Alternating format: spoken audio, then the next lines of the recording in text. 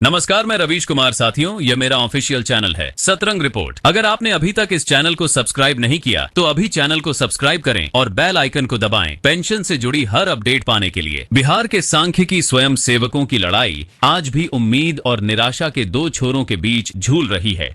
सालों के धरना, प्रदर्शन, मीटिंग और आश्वासन के बाद भी ना तो नियमित नियुक्ति मिली, न समायोजन, न ही सम्मानजनक समाधान का कोई साफ रास्ता दिख रहा है। यह मसला अब सिर्फ एक नौकरी या नोटिफिकेशन की तारीख का नहीं, बल्कि हजारों परिवारों के भविष्य, सम्मान और मानसिक सामाजिक सुरक्षा की लड़ाई बन चुका है। बात की शुरुआत वहीं से करते हैं जहां से यह संघर्ष लोगों की रोजमर्रा की जिंदगी में दर्द बनकर बस गया है। योजना एवं विकास विभाग के तहत सांख्यिकी स्वयं सेवकों को कभी गांव-गांव जाकर आंकड़े जुटाने की एक नई सोच के रूप में चुना गया था, ताकि जमीनी स्तर पर सटीक डाटा मिल सके। फसल कटाई से लेकर जन्म, मृत्यु, पंजीकरण और सर्वे तक हर काम में इनकी मेहनत शामिल रही। 3 साल तक कई साथियों ने पूरी ईमानदारी से काम किया। फिर अचानक पैनल रद्द हो गया और जो लोग राज्य की नीतियों के आंकड़ों की रीढ़ माने गए थे, वही बेरोजगार होकर किनारे कर दिए गए। उस समय यह भरोसा दिया गया था कि समायोजन होगा, दूसरे विभागों में जगह मिलेगी, लेकिन वादा वर्षों से हवा में ही लटका हुआ है। इसी उम्मीद में स्वयं सेवक लगातार पटना से लेकर ब्लॉक स्तर तक सक्रिय रहे। विधानसभा चुनावों से पहले तक किसी ने राजधानी में धरना दिया, किसी ने जिला मुख्यालयों पर प्रदर्शन किया, तो कोई मंत्री और अफसरों के दरवाजे खटखटाता रहा। आखिरी कैबिनेट तक ये हांस बनी रही कि शायद इस बार फाइल टेबल से उठेगी, एजेंडा बनेगा और कोई ठोस निर्णय सामने आएगा। हर बार वही लाइनें सुनने को मिली, फाइल प्रोसेस में है, अगली कैबिनेट में रखेंगे, बात ऊपर तक पहुंच चुकी है, चिंता मत कीजिए। लेकिन ना आदेश दिखा, ना अधिसूचना, ना गजट, ना स्पष्ट प्रेस ब्रीफिंग। समय गुजरता गया और जमीनी सच्चाई वहीं की वहीं जमी रही। इधर न्यायपालिका की तरफ से एक अहम मोड़ आया। हाई कोर्ट का निर्णय सांख्यिकी स्वयं सेवकों के लिए एक महत्वपूर्ण दस्तावेज के रूप में सामने है, जो उनकी लड़ाई को सिर्फ भावनात्मक नहीं बल्कि कानूनी आधार भी देता है। स्वाभाविक था कि इस फैसले के बाद सरकार या संबंधित विभाग अपना आधिकारिक रुख साफ करते। क्या वे इस आदेश को मानकर आगे की प्रक्रिया शुरू करेंगे? क्या वे इसकी समीक्षा के लिए किसी ऊंची अदालत का रुख करेंगे या कोई तीसरा विकल्प अपनाने पर विचार कर रहे हैं? लेकिन तस्वीर उलटी रही। न कोई विभागीय परिपत्र जारी हुआ, न कोई स्पष्ट नोटिफिकेशन आया, न किसी आधिकारिक प्रेस कॉन्फ्रेंस में साफ साफ लाइन बोली गई कि सरकार का अगला कदम क्या होगा। हाई कोर्ट का फैसला फाइलों और कागजों पर दर्ज तो है, मगर जमीन पर स्थिति जस की तस है। जब सिस्टम की तरफ से चुप्पी लंबी हो तो स्वाभाविक रूप से आंदोलन के भीतर भी दरारें पैदा होती हैं, और वही हुआ। सांख्यिकी स्वयं सेवकों के बीच आपसी गुटबाजी, मंचों की अलग अलग लाइनें और नेतृत्व की खींचतान बढ़ती चली गई। कहीं किसी ग्रुप ने अपने नाम से मोर्चा खोल दिया,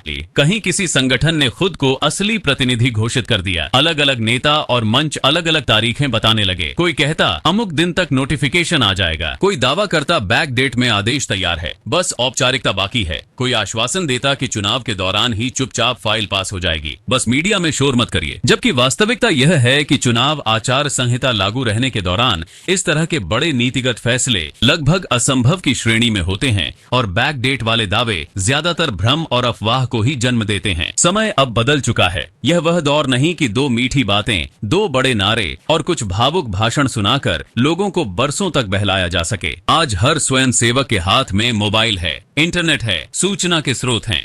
जो लोग आंकड़ों के साथ काम करते हैं, वे कागज, नोटिफिकेशन और प्रमाण की अहमियत किसी से बेहतर समझते हैं। सांख्यिकी स्वयं सेवक खुद भी शिक्षित वर्ग का हिस्सा हैं, जिन्होंने इंटर या उससे अधिक पढ़ाई की, प्रतियोगिता परीक्षा पास की, ट्रेनिंग ली, फिर काम किया। ऐसे वर्ग को अब सिर्फ अंदर की खबर के नाम पर लुभाना आसान नहीं है। इसीलिए कई साथी अब सीधा सवाल पूछने लगे हैं। अगर कोई दावा है तो आदेश कहाँ है, पत्र कहाँ है, अधिसूचना की कॉपी कहाँ है, गजट की प्रति कहाँ है? अगर जवाब सिर्फ व्हाट्सएप, वॉइस नोट और गुप्त सूत्रों तक सीमित रह जाए तो उस पर आंख मूंद कर भरोसा करना अपने ही भविष्य से खिलवाड़ होगा। कई स्वयं सेवकों ने ईमानदारी और हिम्मत के साथ संघर्ष किया है। किसी ने नौकरी धंधा छोड़कर पटना के धरना स्थलों पर हफ्तों गुजारे, किसी ने अपना जेब खर्च तोड़कर यात्रा की, किसी ने नेताओं और अफसरों के सामने बार बार अपनी बात रखी। पर जब राजनीतिक इच्छा शक्ति कमजोर हो तो मेहनत की गिनती कम और प्रतीक्षा की घड़ी लंबी हो जाती है। विभाग के दफ्तरों और सचिवालय की हकीकत सब जानते हैं। मुख्य गेट तक पहुंचने में ही कई परतें हैं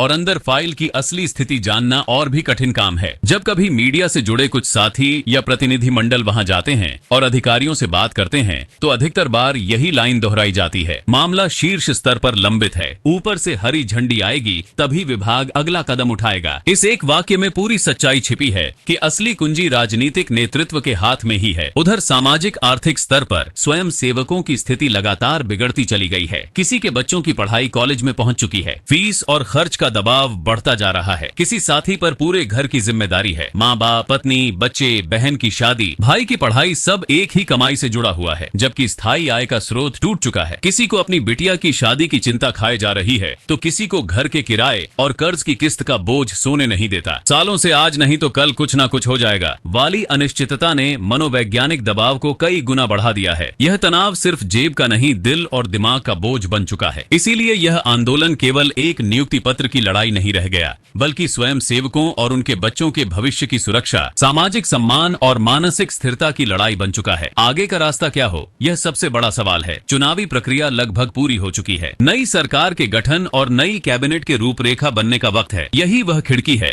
जहां से सांख्यिकी स्वयं सेवकों को फिर से एकजुट होकर नए सिरे से परिपक्व रणनीति के साथ आगे बढ़ना होगा। छोटे छोटे गुटों, व्यक्तिगत महत्वाकांक्षाओं और आपसी प्रतिस्पर्धा से ऊपर उठकर एक साझा, विश्वसनीय और जवाबदेह नेतृत्व की जरूरत है। ऐसा नेतृत्व जो सिर्फ फोटो खिंचवाने, मंत्री से मिलकर दो मीठी बातें सुनाने और फाइल आगे बढ़ गई है जैसी लाइनों पर आंदोलन को टिकाकर खुश ना हो, बल्कि हर दावे को दस्तावेज से जोड़कर देखें, हर मीटिंग का लिखित रिकॉर्ड रखें और हर कदम से पहले कानूनी सलाह लें। हकीकत यह है कि आगे के लिए दो मुख्य रास्ते नजर आते हैं। पहला रास्ता है हाई कोर्ट के फैसले को लागू करवाने के लिए संगठित होकर सुप्रीम कोर्ट का दरवाजा खटखटाया जाए। अगर निचली अदालत का निर्णय व्यवहार में लागू नहीं हो रहा या सरकार ने उसमें अपेक्षित कार्यवाही नहीं की है तो उच्चतम न्यायालय से स्पष्ट दिशा निर्देश, टाइमलाइन और अनुपालन की निगरानी की उम्मीद की जा सकती है। इसके लिए मजबूत कानूनी टीम, सही दस्तावेज, प्रतिनिधि, याचिकाकर्ता और आंदोलन की एकजुटता, इन सब की जरूरत होगी। दूसरा रास्ता है पूरी तरह संवैधानिक, शांतिपूर्ण और लोकतांत्रिक दायरे में रहकर जन दबाव की ऐसी रणनीति तैयार की जाए कि सरकार के लिए इस मुद्दे को लगातार नजरअंदाज करना आसान न रह जाए। इसमें कोर्ट, मीडिया, शांतिपूर्ण धरने, सामूहिक ज्ञापन, सोशल प्लेटफॉर्म पर तथ्यों पर आधारित अभियान, सबको एक एकीकृत रोड मैप के हिस्से के रूप में देखना होगा। कोई भी माध्यम अकेले चमत्कार नहीं कर सकता। व्हाट्सएप ग्रुप, लंबी लंबी पोस्ट, भावनात्मक वीडियो मैसेज और तारीखों के वादे आंदोलन को जीवित जरूर रखते हैं, लेकिन अगर इनके पीछे प्रमाण,